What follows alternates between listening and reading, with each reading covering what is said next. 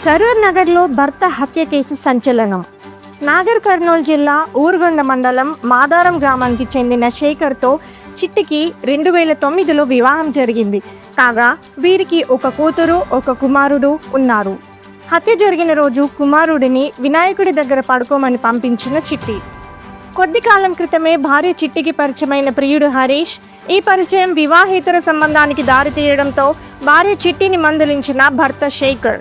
దీంతో భర్త అడ్డు తొలగించుకోవాలని పడుకున్నాక ప్రియుడు హరీష్ను ఇంటికి పిలిపించిన చిట్టి. పడుకున్న శేఖర్ గొంతు నులిమిన హరీష్ భర్త ప్రతిఘటించడంతో డంబెల్స్తో తలపై కొట్టి చంపిన చిట్టి. ఉదయం అవ్వగానే పోలీసులకు ఫోన్ చేసి తన భర్త రాత్రి ఎవరితోనో గొడవపడి వచ్చి పడుకున్నాడు, ఉదయం చనిపోయాడు అని చెప్పిన భార్య. ఆమె తీరుతో అనుమానం వచ్చి విచారించగా ఇద్దరం కలిసి చంపినట్లు ఒప్పుకున్న చిట్టి.